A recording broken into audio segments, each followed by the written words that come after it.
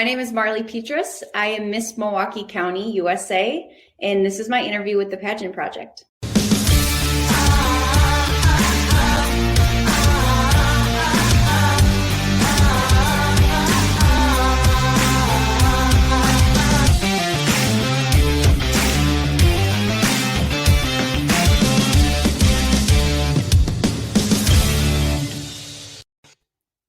Hey everyone, it's Adrian from the Pageant Project, and our special guest for today is Marleigh Petras, who is Miss, I'm looking over there because I'm reading it because I know I'm going to screw it up, Miss Milwaukee County USA. Yes. She's also founder and CEO of Support Local MKE, which stands for Milwaukee, for those of you who don't know, podcast host of Local Legends Milwaukee, social media manager at Light the Hone and Milwaukee Home. Marleigh, welcome to the show. Thank you. I'm so happy to be here. You nailed that. Have I forgotten? Yeah, it's really difficult reading it off a screen, right? I mean, have I forgotten anything? Do you want to add anything to that? No, that's pretty much it. I also, I work full time too on top of that, but. Only an entrepreneur would say that. Like after all of that, they go, oh yeah, and I have a full-time job. And they always mention that last with us kind of entrepreneurial types. Like, yeah, we got a full-time job. We got it for now. But, you know, when all this stuff kicks off, then, you know. Well, look, it's great to have you here. And this is sort of the first time I'm making a shift to interviewing not only people who compete in pageants, women who compete in pageants, but also women who have started their own business or app or non-for-profit or their own podcast and all the other stuff you're doing. So I guess let's start with the easy stuff. Let me ask you about where you're at the moment, because it's been a long time since I've been to the United States. Given the current conditions, it's probably going to be at least another 6 to 12 months before I can get back to the United States. Yeah. But tell us a little bit about where you're from and a little bit about it. Yeah, so I was born in Green Bay, Wisconsin, and I lived there until I was about 9 years old. I actually moved when I was 9. I moved to Salt Lake City, Utah, and I lived there for 4.5 years. And on my 13th birthday, we moved all the way to Indiana. I lived there for 4.5 years. And then for college, I came back to Wisconsin, and I've been in Milwaukee ever since. So that was 2014 is when I started my college experience. So I absolutely fell in love with Milwaukee, and I kind of just haven't left, and I don't plan on leaving. So, okay. Can you tell our viewers? I know a little bit, as I told you, somewhat ironically, I know a little bit about Milwaukee because I spent a couple of months there, probably 2 or 3 months there. But can you tell our viewers a little bit about Milwaukee? What makes you love it so much? Yeah, I am kind of what my friends call me is a walking encyclopedia of Milwaukee. So if they ever want something to do, and it depends on the category, I could probably rattle off 5 different places, but I kind of immersed myself into not only like the culture of Milwaukee, but just the people, the experiences, and everything around it. And I just fell in love. I remember when I started going to college, I went to Cardinal Stretch University, and that was just outside the city.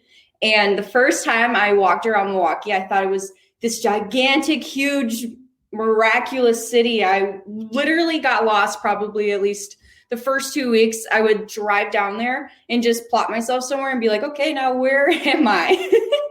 And from that point on, it actually became something familiar. Milwaukee, although it's a city, it kind of has that towny feel. And the running joke is it's known as Small Walkie. Once you know the right people, they know those people, and then you find out that everyone kind of knows each other. And to be honest, it has that small town feel, and I think that's why I love it a lot. Let me just see. I don't want to. I'm not trying to test you, but I'm just trying to remember what I remember about Milwaukee. And since you said you're the encyclopedia, yeah. So when I was in Milwaukee, I've already told you the Red Elephant Cafe.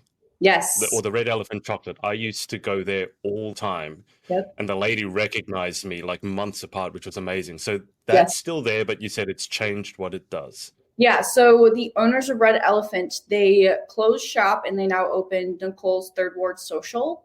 So that's in the Third Ward. It's right by, it's in the same location. So if you were to go back, it would still be there. The Red Elephant Chocolates, they just sell it out of their new restaurant bar kind of thing.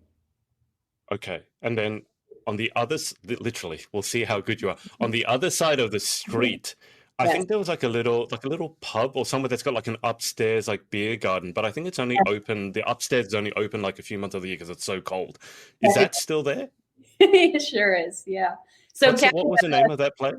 That's Cafe right. Animals, yep. So what they actually do now, that rooftop is still there, and in the winter, they started doing this even before the pandemic, but they have these little igloos that you can sit in, and they were definitely a fad this past winter. Almost like every restaurant had them, and they are so much fun. They're so cool. They're nice and warm. They're spacious, but it's still there. Okay. And then the I can't remember the name of the marketplace, but the marketplace that has all the little, is that still there? Yes, the Milwaukee Public Market. That's right. Okay. I remember getting a little takeaway from there. I think it was like a little curry or a laksa, and I got it and I spilt it all over myself. Oh It's all no. coming back to me now. And then there's now this is not right near there, but it's close. It's near the bridge into downtown. There's like a cycle gym. Is it Okay. Spire? Yes, I can't Spire remember what Fitness. it's. Yep. That's Uh-huh. right. There's a couple of them now over there too, but Spire is still there. Yes. Okay, Spire is still there. Yep. All right. Hmm. And then the only other thing that I remember right at the moment anyway is now I can't remember if it was a museum or an art gallery, but my Yes. friend told me I had to go and see it because the sail architecture, and Yep. she said it was in the background of Transformers. So I Yes, went there. What was that? Was that the gallery? Is that a gallery or was that a that's the art museum. right? Yeah. Okay. So the wings, they always open and close every morning and night. That's right. Yeah. Yeah, I remember going there. I know they have good coffee. It's probably the only time I've been to an art museum. And when I was sitting outside there was a bunch of Michael Jackson impersonators. There was like 5 or 6 of them for some bizarre reason. Um, but the thing with you, it's funny you call it small walkie, or that's what it's called. Oh I yeah. come from Sydney, which is a pretty big city, right? And I Oh flew yeah. in, got into the middle of downtown, which I would assume is the busiest place. That's why it's Yeah. called downtown. But it was the most bizarre thing. I was telling my friend, because she was born in Nebraska, she was working in Milwaukee at the time. And I Yeah. said, Kirby, it's really weird, but I don't see anyone. Like, I see all the cars parked down the middle of the road, but I literally don't see anyone. Like, where are all the people? And she said she was so glad I said that because she had thought the same thing. Mhm. Is it still kind of the same where, like, you Yes. don't see the people? Like, where do Yeah. they all go? Yeah. So it's a city that sleeps at night. That's what it's known as. So Okay. All right. they all go to sleep. But no, you're not wrong. It's still that's how it is. When you go to Chicago, you could, let's say you live there or you are staying there when you leave your hotel and you walk around at any point in time, you're going to see people. In Milwaukee, at any point in time when you leave, that could change. You could, if you walk during the day, you'll see a couple people. If you walk, go to the third ward on a Saturday, you're going to see a whole bunch of people, even on a Sunday. But if it's like, I don't know why you would go on a walk on Monday at 10 p.m., but if you were to do that, you would probably see like 5 people. Do you know what I'm saying? So it's the city that sleeps. I always felt exceptionally safe in Milwaukee. I did spend a little bit of time in Chicago. I went to Chicago for the Women's March. I'm not sure if I would have just walked around by myself out there late at night, but Milwaukee, I never felt anything other than safe. Last question for the encyclopedia. So if we go back to the Red Elephant Cafe, and you go up away from the market, and on the same side, there's like was it an Italian restaurant? I used to go there quite a lot. Is that still there? Onesto? Yeah, yes, Yeah. that's right. Yep. There's Okay. also another one they brought in. They have a whole new hotel. It's called the Journeyman. They have the Outsider on top, which is a rooftop bar, and then below they have an Italian restaurant called the Rivaldi, or I always say it wrong. I'm clearly not Italian, but it's really good. That one's really good too. Yeah. It's kind of nice to hear that the places that I remember are still there, because sometimes, you haven't been there for, I think I was back there 2017, like early 2017. So it's been 4 years now. Yeah. And it's good to hear that those places are still there, and actually that they survived the pandemic, because I agree. a lot of places didn't survive. So you really do know your stuff. Literally, I can, not that I disbelieve you, but I can literally tell you, like, start from here, walk up there, and you're like, and you know the names of the places. Well, I do. do you, I mean, do you just have them in your head, or do you like visit these places all the time? Because obviously, with all the other stuff you do, like support local MKE, for Yeah. example. So how often do you actually visit these places? Yeah, so that's actually kind of how that all started. Is so I didn't start Support Local Milwaukee until the pandemic started. And since I've been living in Milwaukee since 2014, I would go to these places all the time. I actually have kind of a head up on the Third Ward area. I used to live in the Third Ward area. So Oh, every weekend I would just walk up and down the street. And even when I started Support Local, that's kind of how the idea hit me, was seeing all of my favorite businesses closed and that, or just not really knowing how to, hit their new consumers. So thus Support Local Milwaukee. that's amazing. All right. Yeah, it's just so weird. I can talk about Milwaukee because it's literally the only place, probably outside of my Yeah. hometown of Sydney, Yeah. that I can remember in such vivid detail because I would spend so much time there. I was staying at an Airbnb and there was nothing to do around the Airbnb. So I would spend all my time before work and after work in the Third Ward, which is also where my friend lived. So just to put you on the spot a little bit, you're a Yeah. coffee person, as we've discussed. Oh, Where's yes. your favorite coffee place? This is Okay. important to know. So this is like a running list and it changes every day. But my all-time favorite coffee shop in Milwaukee was the 889 Stone Creek. I love Stone Creek Coffee. That was my favorite coffee shop. They unfortunately closed during the pandemic, as well as a couple of their other locations, but they still have some in Milwaukee. They have the Downer location and the factory location. And those are like, the factory location is closer to my full-time job, so I'll go there on my lunch break. And then the Downer location, they have a whole bunch of outdoor seating. That's their newer location. And it's just beautiful over there. I love going there. I love the people there. There's also, since we're talking about coffee, there's also Canary Coffee. They're located more central downtown. They're also really good. And then Wannable Cafe. So Wannable is a clothing company. It's an online subscription clothing company that was, it started in Milwaukee. And so they recently moved and they built on a cafe, which is just even better. Yeah. And so they're very hip in as far as their design too. Their interior design was very well done. That cafe is very well done. And it's just fun to go to if you ever need like a creative mind. So I like going too. So Okay. clearly I can It's talk funny about it forever. It's funny you say creative mind because I was writing a book when I was in Milwaukee. So I would go to the cafes to have time by myself to write a book. So they would get to know me. And also I'm very particular about my coffee. So I'd always, and the coffee that I have here normally is what we call a long black, which is just, it's like technically a double shot with boiling water added to it. Yeah. I think you guys call it an Americano. Yes. I think that's what it is. Yes. But it took me 2 or 3 years to find that out. I actually found out at the art museum because I asked a woman there, and I said I was so annoyed never being able to get my coffee because I said long black and it was never on the menu. And then she finally told me what it was. There's a lot of, okay, so what about favorite place, let's say, to have a weekend breakfast? Where would you go? Breakfast. There's a couple places. So there is Sweet Diner, which is also in the Third Ward. I love that place. There's Cafe Hollander on Downer. I really like going there. There's also there's a lot of Cafe Hollanders that I really like. There's also one just outside of the city as well in Mequon. I like going there too. So as far as brunch goes, it kind of depends on what I'm feeling because my brunch is coffee. But that Cafe Benelux too in Third Ward is also really good for brunch. So yeah. I think I had a hollandaise there, so the eggs with the sort of bechamel sauce and the bacon, and I was like, oh god, I'm getting hungry. Oh man, I'm going to ask you one more question, and then we'll move on. Although I'm sure we'll come back to it. So I'm going to ask you about favorite place for dinner, but before we do that, Nikki Richard, I'm not sure if you know, she said cheers with the coffee emoji. Please send coffee, Nikki. Cheers. Wait, I'll cheer. There you go.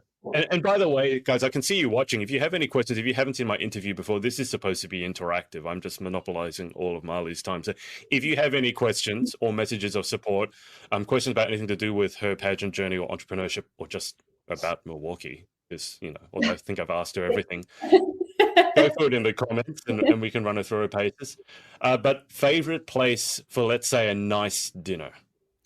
Well, that depends on the category, but I love sushi, so Screaming Tuna is a really good place. There is this new pasta bar that kind of opened up, and they now have more than one location, but their first location was in Bayview. It's Egg and Flour, which is really good. I personally love it, and the owner is very, very sweet. Where else do I go for dinner? I go to so many places. Oh, tacos. I love tacos. I just went to a taco place in Bayview last night, but there's also several in Walker's Point that are really good. And there's one on the east side too. That's a good Many question. places to choose from. Yeah. It's so funny. The first place you mentioned was Screaming Tuna. Because that's the place I used to go for dinner all the time when I wasn't at when I wasn't at Ernesto. I was going to Screaming Tuna because I love sushi. It's so too. I think they had this thing called like volcano rolls or something. It was this sort of long ones, like 4 8 pieces, and it had like salsa. I had so many things there. Spent way too much money there. But after a long day at work, I would go there. And I always felt like really well looked after. It's so weird. It's all coming back to me now like it was yesterday. Anyway. Well, it's funny that, I've found the one person who I can talk to about entrepreneurship in Milwaukee. Let it all out. Just let it out. Yeah, and as I told you, I was working there because the biggest online tennis YouTube channel is located not in Milwaukee. It's in Wisconsin, but it's like, I think 40 minutes. It's kind of like it's almost like farm area. Like you literally have to drive through large farm areas to get there. And I remember all the roadworks that were going on, but it's called Essential Tennis. And I was working there. I think his name is Ian Westerman. He's since relocated his offices to downtown Milwaukee, I believe. But cool. I don't know. Something about Milwaukee. Anyway, just to divert for a second to pageants. How did you get involved in the crazy world of pageantry to begin with? Yeah, so that's a great question. So when I graduated college, I felt I could just tackle everything. So in college, I was on scholarship with running track. I also had 2 part-time jobs and an internship. And so again, when I graduated, all of that was lifted off my plate. And just saying everything I was doing in college alone, I'm the kind of person that I just have to have stackables. I have to have something to do at every point and at every minute. And so when I graduated, I had nothing. For the first time in my life, I had absolutely nothing. So I decided to just chase after things that I've always wanted to do. And I just never had the time or the opportunities to do so. Modeling was one of those. So I just went after it. And that led to pageantry. So someone found me on Instagram and I competed down in Miami for Miss Bikini US. And that was my very first pageant. So when I returned, that was probably in mid-July I returned. I posted and I said, I enjoyed it so much. Which other pageants do you recommend that I try? And someone commented on my post. And she said, you would be absolutely perfect for the Miss USA system. And I never really considered myself good enough for that system. And that is actually who commented, Nikki. She's my pageant coach. And we had 1 month to prepare. And I showed up and it was 1 month. Yes, less than a month to prepare. I showed up and this was in 2019, mind you. And it was the greatest experience I've ever had in my entire life when it comes to pageants. And immediately when I finished, I placed top 15. And immediately when I finished, I knew I wanted to come back. I absolutely knew that I just felt right. It felt right, felt like a good fit. And I felt like I just belonged there. So modeling is kind of how I got into it. And pageants to me, I mean, it's just more of that, it's putting all of my pieces, my business side of things, my modeling side of things, it's presenting that all in just one statement, basically. So you had 1 month to prepare, and after the 1 month of preparation in your second pageant ever, you placed top 15. Yeah. That's probably a sign. I mean, and then if you're like pretty much everyone else, 2020 kind of didn't really exist, at least in terms of Yeah, pageants anyway. you're correct. So now you're back in it for 2021. So Yes. going back into it this time, do you have any expectations, like performance expectations? Because it can be very difficult. Like pageantry can be the judging is always subjective; it's not objective. Yeah. So you came top 15 last time. Are you trying to equal that? Are you just trying to go in there to do your best, or do you want to go up? Yeah. So the way I look at it, so again, I was a track athlete, and track, although it's a team sport, it's mostly individual. And so the way that I look at it is, at the end of the day, it doesn't matter who's in your heat. It doesn't matter who you're racing against. It doesn't matter what times they say that they've hit. What matters is, the times you need to hit, and like, you're racing against yourself. I'm going there and I'm going to be everything that I can be. And I'm going to leave the pageant, whether I win or lose or make top 15 or I don't. I'm going to leave and just be the same person as I entered the door, as I'm exiting. So there really isn't an expectation. It's more of me just being here and just fully immersing into everything that I've been preparing for almost 2 years. I mean, we didn't have a pageant last year. So it's literally just like, here's me, 2 years later. And I feel like I'm a completely different person as far as growth. And I'm excited. I'm very excited. It's funny. The first time through, you had 1 month to prepare. This time, you've had 2 years to prepare. You're kind of opposite end of the spectrum there. But as you said, with the track, as being a track athlete, and then also the entrepreneurial side, I just want to ask you. So, in terms of pageantry, which part is your favorite? Like, which part appeals to you most? Because you're also the model as well. So, I'm really curious to hear from you. Like, which part do you actually like the most? I love swim. I love swimwear. I think that's the time where I really get to shine. That's when modeling clashes, but also my personality on stage clashes. It's super fun. It's exciting. And that's where I feel most comfortable. And again, it's not like a bad nervous. It's more of like, I'm nervous, excited. And swimwear, for some reason, every time I do it, it's just, here I am, and I'm just having a great time. So swimwear is by far my favorite. It's always fun, and all the girls too backstage are always excited about it because it's the less pressure. You're not really concerned about anything. You're just out there doing you, having fun. So that's my favorite. Well, that's for you. I mean, if I had to compete in a swimwear section, I don't think I'd be nervous, excited. I'd just be at the back throwing up, going, "Oh my God, don't make me do this." But different horses for different courses. When it comes to track athlete, you said you're a track athlete. What you were running, right? You were a runner. You are. Yeah. Yes. Yeah. So I started running when I was in first grade. Seriously, it all started. We would have these little tyke meets, like elementary meets. And I don't know, I tried basketball. I tried tennis, I tried everything. Soccer, I was too fast. The ball would just kind of fall behind me. Basketball, it'd be like, there it goes, And I mean, I tried, I enjoyed every sport, but track, for some reason, less coordination. All we had to do was turn left, and it just naturally, to me, I loved it. And so when we moved to Salt Lake, I joined a track club.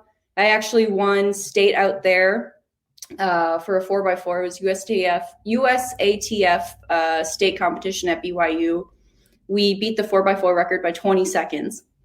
When we moved That's a lot. Yeah, it was. Well, my coach, first of all, he made me run the 400 because back then I was a 100, 200 meter athlete. And he always swore to me, he said, "You're going to be an 800 meter athlete, whether you like it or not, when you grow up." And he told me this when I was 9. And he was right. I actually ran the 800 in college and went to nationals 3 times in the 800 meters. So he was not wrong. I don't know what he saw in me, but the 800 meters has this very special place in my heart. That's for sure. I remember reading an interview with an 800-meter runner over here in Australia. I believe she was an Olympian, and she Oof. described the 800 meters as a very, in terms of an emotional journey, because people might hear that and go, it's not that long, it's not a marathon, especially compared to 100 and 200. But she Yeah, said the elements of emotions and the pain and the endurance you have to go through yeah. is huge. Is that also your experience with the 800? Yes. So I didn't start running the 800 until my junior year of college. And to train for it, I ran cross country, which Yeah. again, not fun. But I mean, I did it and it was all for just 2 laps, to be honest. You would Yeah. literally train almost all year round. You would get put in races. So, for instance, if it was a training meet, I would run a 400, then I'd run the 800. And then one time my coach literally made me run a race right before my 800 just for training purposes. It's literally an emotional journey. I mean, I ran the 400 and that's an emotional journey, but 800 is literally you're going for 2 laps, and it's a wild ride. It takes a lot of just discipline and determination, and I think a part of me misses that competition, and that's Mhm. kind of where it applies into my life. And so that motivation is just insane just to be able to, pull that off. But once you're good at it, you can't stop. It's a love-hate relationship, that's for sure. That's exactly how I feel about tennis. What was your daily sort of training or weekly training regimen or routine? You said you kind of missed that. How disciplined was it? Because it sounds like it was super, super disciplined. Yeah, so on average, I was running 50 miles a week. I would have a 3 minute mile. I mean, not 3 minute mile, ignore that. I would have That's at pretty good, a 3-minute mile. no, my mile time was 5:10, but not 3 minutes. I would probably be famous if that was true. Mm. But I would do at 5:30 in the morning. I would do 3 miles. Then I would lift on my lunch, and then at 3:30 we would have track practice. And every Sunday we would run between it's 8 to 12 miles. So those would be our long mile runs. Yeah. And still till this day, I don't do that much, but I work out every single day. It's still with me. When 3 p.m. hits, I don't work out until after work, and I don't get off work at 4 until 4. But when 3 p.m. hits, it's almost like it switches in me, and I feel like I need to go to the gym or I need to run. Like it's just really built in me. So I can thank my coach for that. But it's a lifestyle, and once you're in it for that long, it just becomes a Mm. part of you, and you just can never let that go. Let me just, in terms of the fitness aspect of it, the recovery, because you run, obviously you were younger back then. There's an element of, when you're 12 or 14 or 18, you can do Yeah, whatever you want and you never seem to have to recover. yeah, But in terms of how to recover, for example, when I go to play tennis, it's not actual tennis. It's literally, I used to be a coach. So I can hold 3 or 4 balls in my hand and I play with my best friend who's about the same level as me. And as soon as a rally goes dead, I feed in another one, another one, another one. There's no serving, sitting down, tiling off, chatting. So by the end of an hour of that, I used to have to go through 3 or 4 training partners because I would break them. And, when I was 20 something, that was okay. Now I do that and I can't do anything, let's say, for at least 24 to 48 hours afterwards. So do you have any sort of tips, or what do you do for the recovery aspect of it so that you can keep training? Because you said you still train every day. How yeah. can you do that? So my recovery now is so much different from when I was training in college. When I was training in college, recovery was based on where you're at in the season and where you're progressing. So as you Mm. get later and later in the season, your body's adapting more to the training. So you're actually getting quicker and quicker. So your body doesn't really have to do too much to maintain that. So our practices would just get lighter and lighter. The first Yeah. part of the season, that was always, to be honest, it was the worst, but the best. The Mm. first 2 weeks of training, it's almost like you become addicted because you know you're going to be sore, but it's like such a good feeling because you Yeah. worked so hard to get to that point. Yeah. Now it's my advice for recovery And I know a lot of people aren't really big fans of cardio, but to be honest, you don't have to, get on a treadmill and feel like you have to sprint in order to stay in shape. I run still, but I maintain my, physique by doing weights. I do a lot of weights, and you can still do, cardio style lifting, and recovery for that is just taking rest days, rolling out, stretching, water intake, eating healthy. It's just, you just have to stay disciplined. That's basically recovery is take care of yourself, listen to your body, know the difference between your body saying, I'm tired, or I don't feel like doing this today. And that's where the discipline comes in. So, but yeah. Yeah. Have you heard of the runner's high? Because this is something I heard on a podcast the other day. I can't remember which podcast. Yeah. And they say literally people who are addicted to running, they're basically running. They hate it, hate it, hate it, hate it, hate it. Oh my God, it's the best thing ever. So is that a real thing, this runner's high? Yes. So again, as I was saying, in college, as you're training more and more and you're getting later and later in the season, what happens is you're so in shape that the workouts don't necessarily feel like workouts. Like, it is the best feeling in the world knowing that you can just hit a split, you can hit a time, and you can drop time. And that's when the runner's high kicks in, is because your body is at that point right now where you're at an ultimate performance rate, and you're even surprising yourself. So like, let's say I need to hit a 220 and I hit a 215. It's like, that's where the runner high kicks in, because you're like, I did that. Like, this is amazing. I love running. It's like, wow. It's the best feeling in the entire world. Definitely. Can I just say, I hate running. I love running for a tennis ball, but I've always struggled. Like, they say, when I grow up, my big dream is to run a marathon. And I used to tell people that because that's what everyone says. Now I can't think of anything worse.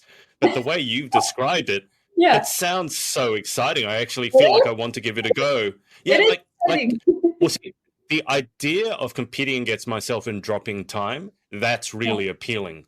The thought of going out now at 6 a.m. or 5 a.m. when it's cold, it's dark because it's winter here, and just running until I feel like throwing up is very unappealing. So if I wanted to get into it and wanted to get better, because I'm the sort of person who I need to be getting better at something to really keep doing it, where should I start? I'm relatively in shape, but when it comes to running, it's like, it's my mind that goes because I get so bored. Where should I start? Yes. So especially people that say they don't like cardio, it's like there's a stigma to it that you have to be so fast and you have to be the best at it. And you could run a 12-minute mile and you could feel super accomplished. Like, don't pay attention so much to like how far you're running associated with the time. Just go run until you can't run anymore. Run a mile, run 2 miles. Seriously, just you're in competition with yourself. And that's another thing too, is people, every time they go to the gym, I hope that they're going for themselves, not to be, I want to look like this, or I want to be like this. Like, you should do it because you yourself want to reach a goal. And again, that's with running track. I want to drop my time by 5 seconds. This is what I need to do to get there. And you're focusing on yourself. So I actually used to work at a gym, and everyone would always ask me, Marleigh, why do you love running so much?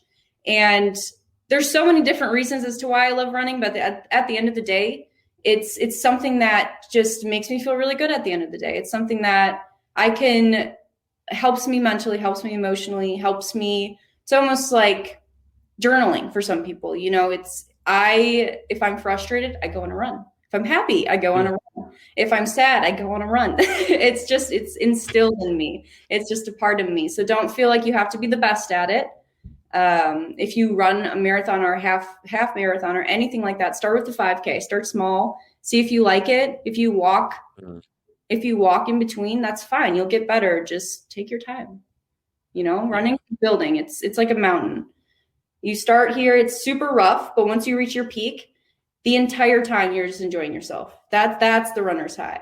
Like, you have to build yourself up to that point. And once you're there, it's just smooth sailing all the way down. It's the best feeling in the world. I have to trust you on that. I certainly have never gotten to the peak. It's getting up to the peak that I struggle with. The guy who owns Spire Fitness, I got talking to him because he's also a very avid tennis player. I actually had a hit with him when I was there, and he did Ironmans. which, you know, there's marathons and there's Ironman, like the Kona, I think it's in Kona. And it's like, oh, that's like a marathon. And then, oh, by the way, do a really long swim. And then, oh, by the way, well, do a really long bike ride. It's like, oh, God, I can't. I Try. also don't like swimming. It's like the two things. It's like, oh Yeah. God, anyway, put all the things I don't like in one sport. Let's move on to the entrepreneurship side and also 2020, because I mean, you mentioned that you started Support Local Milwaukee in 2020. Yes. 2020 for a lot of people, not just in pageant land, was very rough. Obviously, it was unprecedented. I don't think that word's ever been used as much as it was in 2020, and still moving forwards. So the entrepreneurship side of it and the 2020 side of it, I guess, tell us how your 2020 was, and then also how you got into. You already said you can't sit still. Literally, you have to run all the time. How did you get involved in the entrepreneurship side of things? Yeah, so when March hit and everything closed down, 2 weeks later, I, as well as so many other people, like hundreds of thousands of people, lost their job. So for about 2 months, and I've been through a lot of things in my life, like a lot of highs, a lot of lows, but for some reason, when I lost my job, I had nothing to do. And again, that's hard for me. And I just hit an ultimate low. I even had trouble leaving the house sometimes because I would go on walks, or I would force myself to go on walks just to keep my sanity alive and just to help with anxiety and depression, because I had nothing to do really. And that was the very first time for me to have nothing on my plate. And so as I would go on these walks, this is when I was living in Third Ward, I would go to 89 Stone Creek all the time, and I would get a cup of coffee and I would chat with the staff, because at that point that was like the only human interaction I really had those days. And I mean, I love them too. Then I would just go on a walk. I would walk by the Hone. I'd walk under the Hone. There's a park behind the Hone as well, the Lakeshore Park. Walk around there. Sometimes I'd walk all the way past like Bradford Beach. I'd walk for miles. I'd walk downtown Third Ward, East Side, and that's when you started seeing a whole bunch of businesses closed down, boarded up. Some of them, their logos were just stripped off of the building because they just were already done. It affected a lot of businesses. And I love two things. I love local and I love digital marketing. So instantly, I wanted to see how I could help. So I started Googling and Facebook, joined Facebook groups to see which local businesses I could support. That also just helped me mentally and emotionally. And what I ended up finding is the inconsistencies of hours and postings. And if I were to join a group, I'd have to scroll to find that one restaurant I was looking for. So Support Local Milwaukee started on Instagram, and then we turned into Facebook, TikTok, LinkedIn, Twitter, and I built a website. And then from that point on, it blew up. I would basically try to find local businesses that were still open in the area, and I'd help them market that. I would basically follow them on Instagram, follow them on social, see if they had both, see if they wouldn't. Reach out to them, make sure these hours were correct, make sure that they were actually open. And then every time they decided that they were opening because they had been closed, I would announce that. And it just created a local business community in the city. And now what's happening with it is I am entering into pitch competitions. So I just had one with a woman entrepreneurship group that I was in. I have another one on Monday, and then I just applied for another one. So it's been amazing. It's been a lot of fun. But the whole point of it was to raise awareness and support for these local businesses in the city. And as I was doing it and as we were growing, I realized why stop in Milwaukee? Why not expand in and around the city? So now I'm working on that, and it's been fun. It's been a lot of work, but it's been fun. I absolutely love it. How did you, just in terms of, you said you looked up the small businesses, and I've owned a small business for as long as I can remember. Yeah. How did you find they were doing in terms of their sort of social presence, their online presence? Were they sort of keeping on top of it? Because my experience has been a small business, you're spending so much time interfacing with customers, especially if you've got a retail store, and you need to open up, you need to serve your customers. Even in 2020, there may not have been as many customers, but you still need to do all that. And then for a lot of them, like I love social, but for a lot of other business owners, they're like, oh, it's something I have to do. Yeah. So where were people, these small businesses, in terms of their online presence? Yeah. So one of the biggest things I like to say is these business owners really had to pause and pivot. They had to reimagine their new consumer. And this was probably for some, the rude awakening that, our world is digital and e-commerce is here and e-commerce is real and relevant.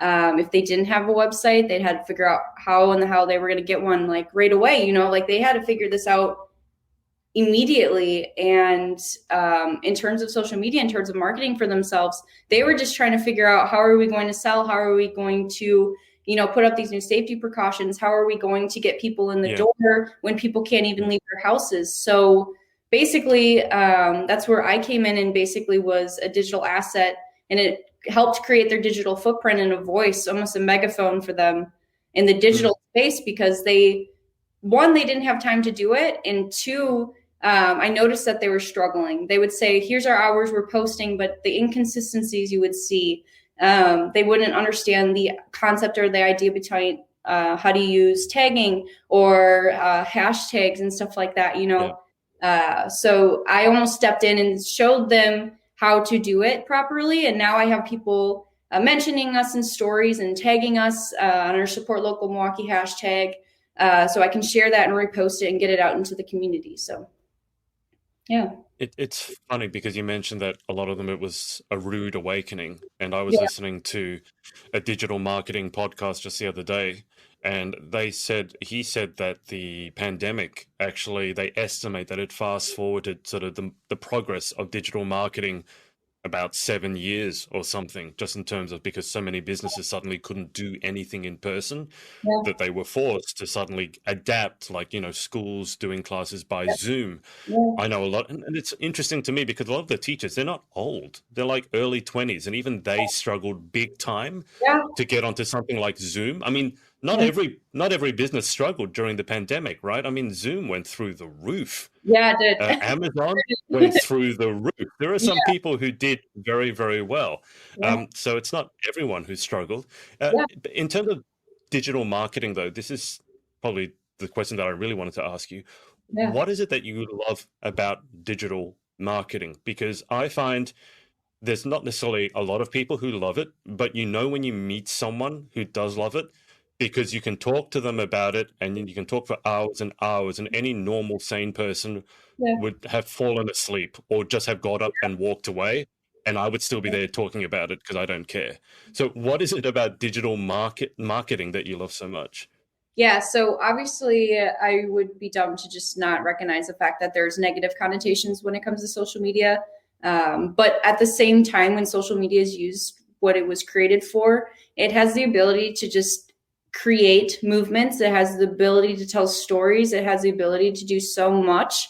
And when someone is myself who's involved in, all these aspiring projects, and I can see that, and I see the ability as to what, having something like that on a digital space can do, that to me is why I love digital so much, is the fact that when it's, again, used correctly and used the right way, it can do so many good things. So I love it. And you've just started podcasting as well. That's been a relatively recent thing. Yes. I think I read one of your posts that you said I think you were in a car accident or something. Yeah. And then you'd be putting the podcasting off, and then after that you just decided to go for it. You didn't need the fancy equipment and all of that. Yeah. And I mentioned this because I know a lot of people in pageant land, it's not so much a YouTube channel or the TikTok they want to start. For some reason, it's a podcast. So how did you find getting the podcast up and running? Because a lot of people struggle with that. Yeah. So starting Support Local too, I just taught myself. I said, I need a website, and I can't afford to pay someone to do it. So I'm going to figure it out. And I taught myself how to do that. with podcasts. So if I set my mind to something and I knew eventually I was going to do it, no matter what obstacles were thrown into my way, I basically Googled and watched YouTube videos and watch recommendations as to what speakerphones, what headsets, what kind of environment could I do. And some people even said, like, you don't need a microphone, you can just record it on your iPhone and all these other things. And so when my car accident happened, I mean, I was set to launch my podcast around then, and that just financially pushed me back, mentally and emotionally pushed me back. And it was a lot, especially entering into 2021, you know, with that experience, it was a lot. And I just one day decided I'm going to do it. I'm going to do this thing. It doesn't have to be perfect. The idea is out there. I'm telling stories that I just need to get it out there. I just need to do it. And so I did it and it's been fun. And the whole purpose is just to tell untold stories of the local, you know, leaders and legends in the city. And people, you know, sometimes will ask me, like, why am I doing this? It's because when it comes to marketing, people sometimes don't want to talk about themselves or talk about their story.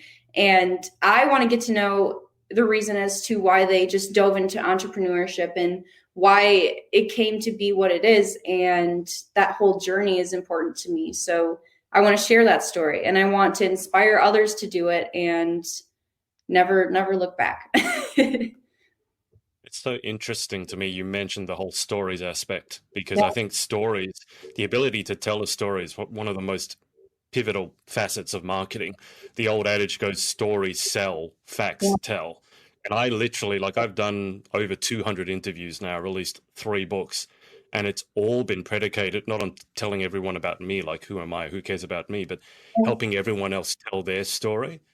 And I don't know if you found the same, and I think you have, given how fast you've grown, but have you found that telling other people's stories rather than going, look at me, look at me, look at me, has really sort of helped you grow really quickly?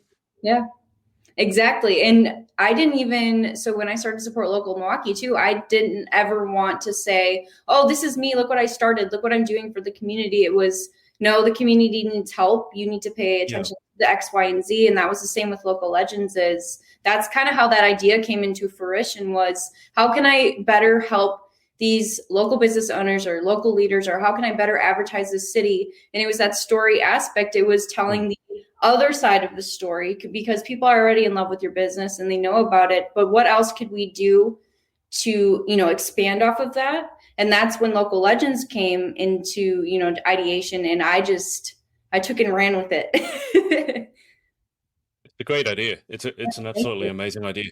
So now I just want to ask you the overlap between pageantry and entrepreneurship, because I've been going over this in my head for probably the last 2 years.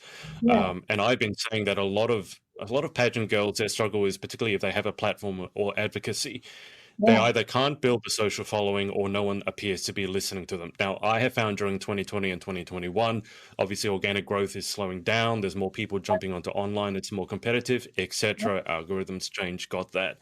But in terms of how to grow an advocacy or grow your platform on social as a pageant girl, from your entrepreneurship experience, like, what advice would you give to pageant girls who are trying to grow their online presence? Yeah. So what I would do, I don't know if I would necessarily combine them. So when I started Support Local, I didn't even have, you know, pageants in mind. It was more of, this is what I would want to do regardless of if it's relevant to pageantry or not. This is what I want to do if I were to win. This is what, like, it doesn't even matter. This is what I want to do for the rest of my life. So I would say find something that, I mean, is interesting to you. I mean, obviously, if it's your platform, that's interesting enough, right? So go out and do things that, at the end of the day, is this something that you as a person would want to do? Is this something that makes you happy and means, like, it's fulfilling your life? Is that something that if you were to look back on this, like, even 5 months later from now, is that something that you would agree with? Do you know what I'm saying? Like, don't force it. Just naturally, just, if it's a part of you, let it be a part of you, and just kind of advertise that. And again, with the algorithm, so Support Local Milwaukee is its own page. I have my brand, and again, you know, when those two worlds, I mean, they're starting to collide and they're starting to crash, and in the best way ever. because it almost is because I feel like I haven't told my side of the story yet. And again, that's where stories come in.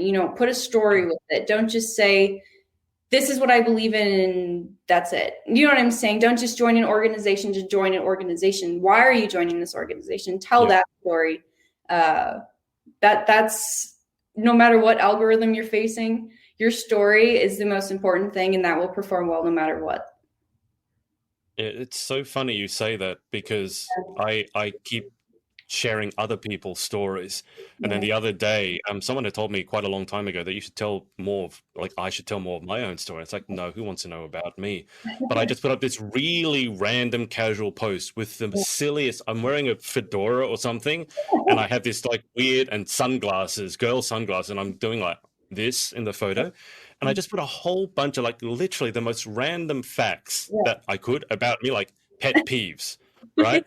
And that post it's probably the best post that I've done in 2021. There were so many people who were interested in that. I'm like, why? But because, and they literally report, oh, it's so good to know, like, the story behind the person who does all that stuff. So have you found that people are wanting to find out more about you? I mean, you started this amazing online presence. You're helping people in a very fundamental way. Have you found people going, why did you start it? Because that's a question that I always get asked. Yes. So again, like I said, when I first started it, I never really associated my name or branding with it. And I'm actually still within that process. Some people still don't go, oh, you started this? Even some people who are close to me, they're like, what? It's you? You? It's you? And once they get over that wave, it's why? Like, this is incredible. But yeah, no, it's been, I don't know. It's just crazy. I just don't want, or I didn't want to think people, I was starting this because it was the give back or any negative association or anything like that. And telling that story, even if you're yourself and you post something that you personally don't like, or you personally think isn't going to be helpful, and you share something like that, it could be the best post of your life. Like, even as far as pet peeves go, and people, it resonates with people. Some of the things that you think you're alone on, you share it, right? And so many people are like, me too. Or they're just like, so I think that may be the reason as to why it performs so well, because, you didn't really think you had this in common with someone. And then all of a sudden they're, inboxing you like, let's talk about this, because I feel the same exact way. So, It's so funny you mentioned that, because I do a lot of stuff with the girls over in the UK. And I saw this definition of what British is. It's to get crazy passionate about something that really doesn't matter. So, for example, scones, or scones, as you would say, I have this argument with my podcast co-host all the time in terms of scones, whether you put the jam on first or the cream first. And, it's not like a valuable post that's adding to anyone's life, but someone literally messaged her saying, your arguments with Adrian, like, literally are making my life, because it was something that I think it was very real, and it had a bit of humor to it. In terms of pageantry, and then obviously you've got the crossover for yourself with the digital marketing.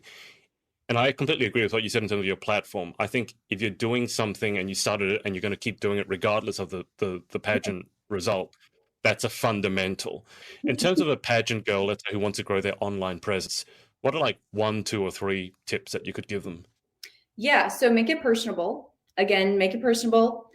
2, tell your story. And 3, a lot of people that I see nowadays are sharing, quotes or something about their life, or something that's impactful. So I would start with those 3 things and just kind of build your brand off of that. So I actually did that myself. So Moments with Marleigh is, I turned it into a brand.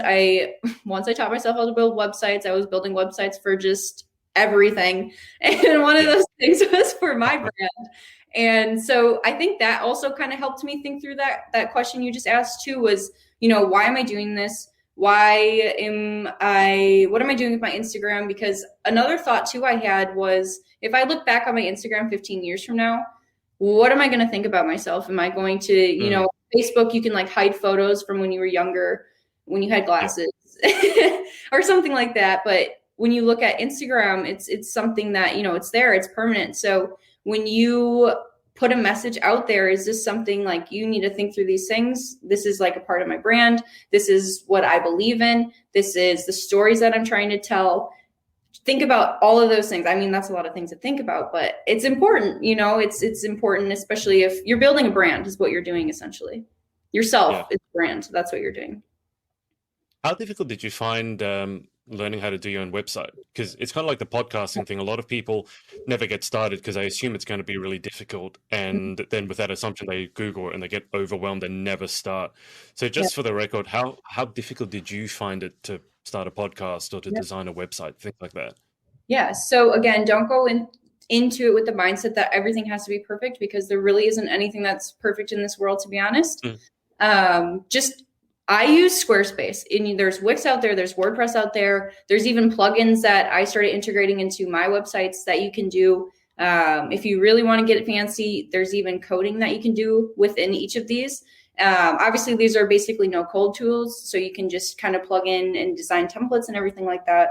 It's really, it's that simple. It's really that simple. You just have to start, and that's kind of with everything in life. Like, don't be afraid to fail.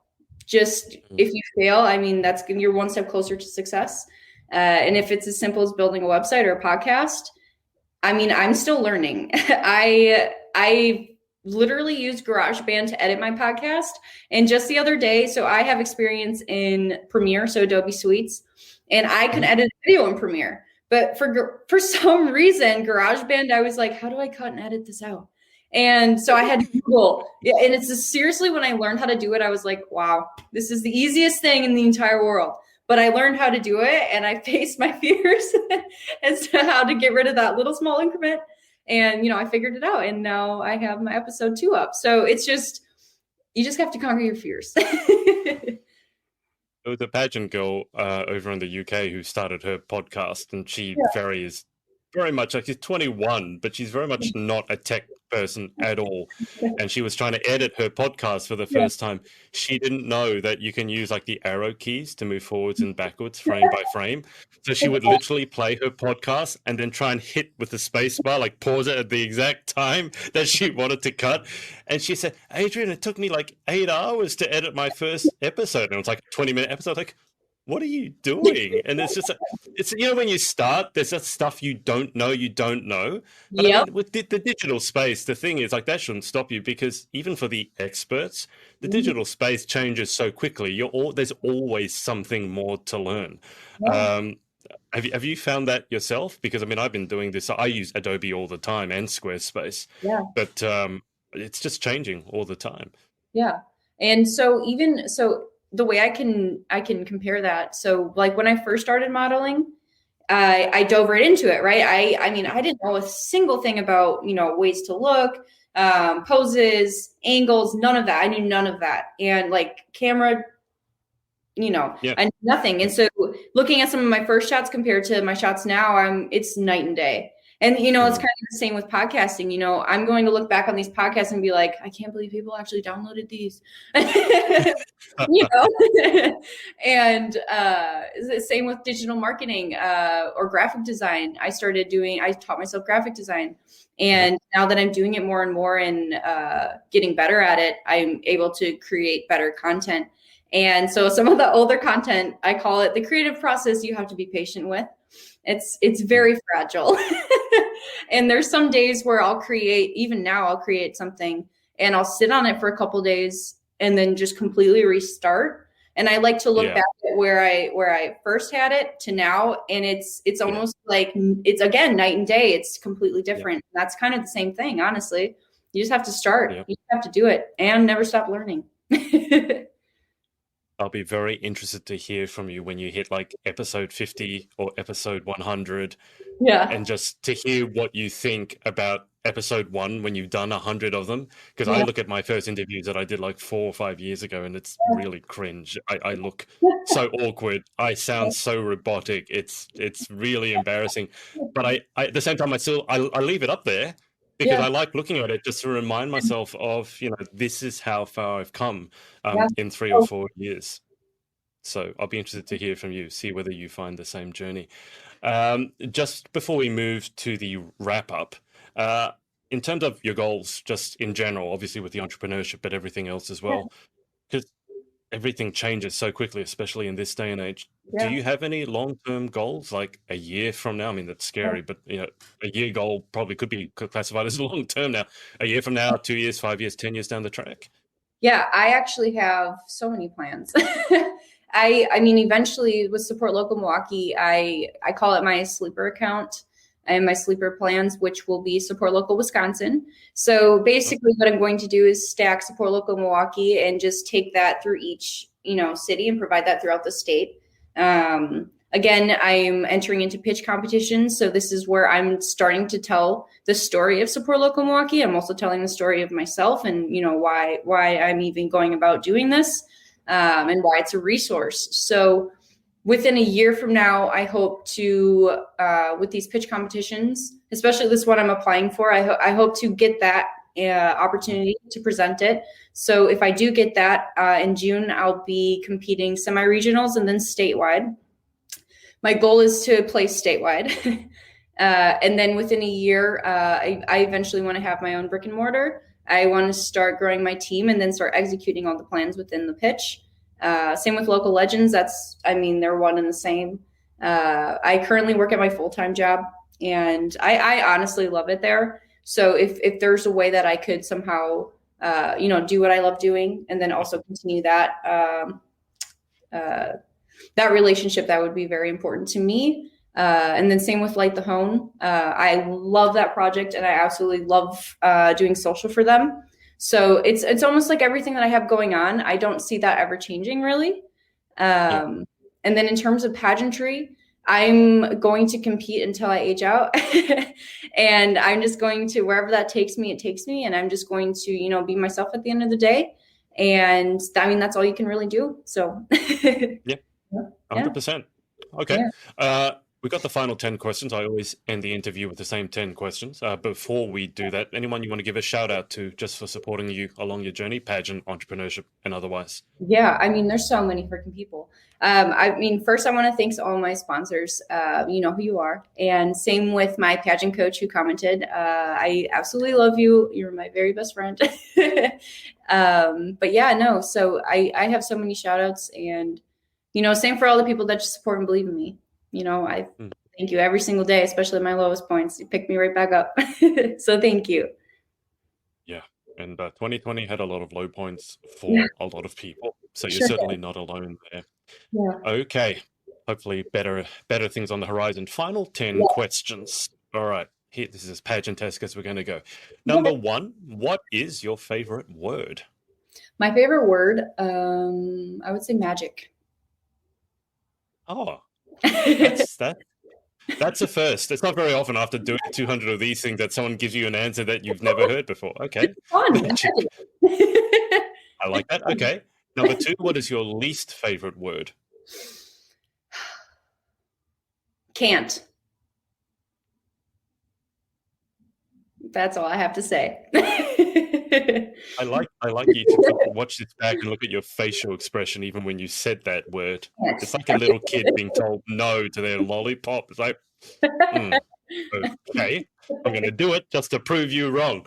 Okay, question. I know that attitude all too well. Question 3: in life, what gets you excited? What turns you on? I would say coffee for one. For two, meeting new people, immersing myself in people. And again, that's been super hard with everything going on this past year, but I naturally am a social butterfly. It's me being an extreme extrovert and just being out in the community and being out with people. I absolutely love that. I love those conversations. How do you take your coffee, by the way? Didn't ask. I don't drink dark, like all black coffee. I actually drink it with almond milk. That's a new development because if I were to have it my way, it would be a vanilla latte or a white peppermint mocha. Those are my favorite things, and I'm trying not to go to coffee shops all the time and spend money. So now it's coffee and almond creamer.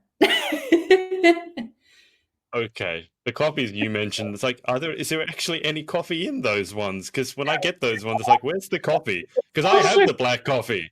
Those ones are like, where's the coffee? Yeah. Okay. All right. Number 4. So that was what turns you on. What turns you off?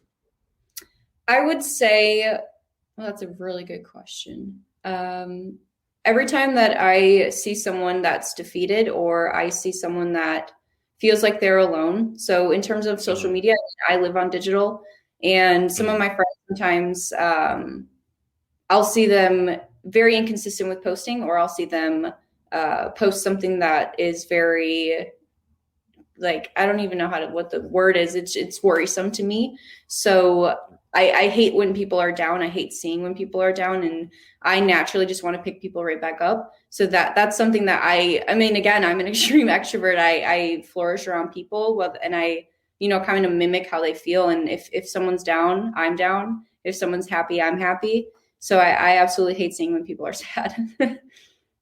Yeah. And again, 2020 was not a good year for that. So Oh, yeah. certainly hear Yeah. you on that one. Question 5. What sound or noise do you love? I love the sound of rain. Absolutely love the sound of rain. I love the smell of rain. I love everything about rain. Do you run in the rain? Yes, actually, I Mm. was known to perform better in the rain than I was to perform in the sun. So, How like on a does good how day. does that work? I have no idea. I think everyone kind of feels defeated running in the rain, like competing in the rain. It's not fun. It's really not fun. I mean, you're sprinting and you can't even see where you're Yeah. going. And for some reason, I love it. So I don't Okay. know. All right. That's Different. another first. Okay. Question 6. What sound or noise do you hate? Oh, that's a good question. I don't know how to answer that. I would say, oh, ooh, I got this. So I love thunderstorms, but the strike of lightning. So when you see a flash of lightning and then you hear a really Mhm. loud boom, that Mhm. scares the heck out of me. And I love the initial rumble of the thunderstorm. And I know Mhm. I'm talking about rain and it goes like condescending with it, but I honestly, when the thunderstorm gets out of control, I get really scared. And I probably go hide with my bunny. So I know the sound you mean. It's that crack because you hear the rumble, and then yeah, there's, especially if it's close, it's a very sudden crack. yes, It's also yes. it's also not good to be working on social media, just for the record, when you hear that, because I actually had my computer blown up by a lightning strike through the modem. So yeah, be very, Wow. very careful. Oh my gosh, Yeah. note to self. Okay. Yeah, I was That- lying on the couch because I was sleeping on the couch because I just was working so much, and I saw my computer just go boom, and and you I were, was like, I saw it, and I knew instinctively I knew what had happened, yeah. and I knew there was nothing I could do about it, so I just kept on sleeping, and It was one of those, and then okay, I'll yeah, do well, it. and then my, because it's like an entrepreneur, you got to deal with everything, and then my dad woke up and he's saying, "Oh, I think this is Dan. I think your computer's blown up," and like, yeah, I mean, Oh nothing I well. can do about it. Just got to It's, get a new one. yeah. Oh my Yeah. God, that's crazy. It can happen, so be very careful. It can just blow. Like I was lucky, I was able to retain my data, but Yeah. it just blew everything up through the phone line. It was a strange, not through the power line because I had surge Yeah. protection. It came through the phone line. So I don't, Good to know. I don't, Good to yeah, I know. don't even know. Yeah, Wow. watch out for that one. It's a real Yeah. thing. Question 7: If you could have any superpower, what would you pick and why? Teleportation, because, and I've thought about this several times. I've been asked this question several times. And Mhm. the reason why teleportation tops everything is because I've actually never traveled outside of the United States. And I would love the ability to just travel wherever I'd want to. Absolutely. As someone coming from Australia, it Yeah. takes us 24 to 48 hours to get anywhere. Yeah. I can definitely second That's, that one. that's wild. Question 8. This would be a difficult one for you. What job or occupation other than your own would you most like to attempt? And I say it's difficult because you've done so many things. So Yeah. go for it. This this question is actually not difficult for me. So I actually originally went to college for nursing. So I that would be something that I want to try. Another one would be to become a lawyer, which is ironic because I do marketing for a law firm right now. So so it'd be nursing or a lawyer. Those would be my two. Wow. Okay. Question 9. What job would you definitely not like to attempt? Okay, well, that one's easy. um, Okay. to be honest, I would probably not do well as anything in terms of beauty. Like when it comes to like hair or makeup, I mean, I have the social part of it. Again, I'm a social butterfly. But when it comes to, I can't even braid my own hair. Like I can braid it one, but I can do two. But for some reason, I can do one side perfect, and then this side it's like, and it's like, oh. So that clearly is not in my talent. It's not one of my Okay. talents. I can curl it, but that's about it. So makeup, nails, Yeah, just I just no I couldn't do it. lashes. It's like one of my friends, the first time she put on eyelashes because she'd never done that before, she pretty much glued her own eyes shut. Yeah, I mean, So I can do it on myself, but like if my little sister asked me to do her hair, it's like I take no responsibility. You're on your own. you said you wanted me to do it, so here we go. Okay, final question. Yes. If heaven exists, what would you like to hear God say when you arrive at the pearly gates? I would love to hear him say that there is an unlimited coffee bar, that there's coffee shops, that there's puppies there. Everything that I ever wanted.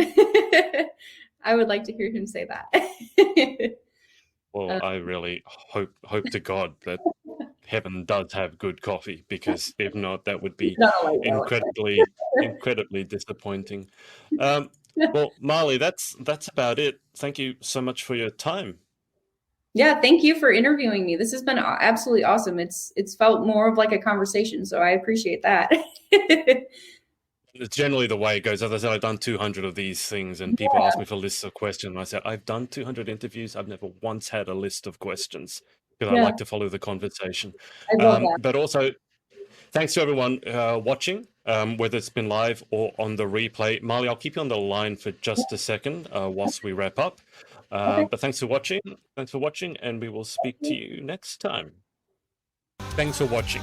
Just a reminder to you entrepreneurial types to come and join us at our Facebook group, facebook.com/groups/the pageant boss. I'll see you inside, and see you in the next episode.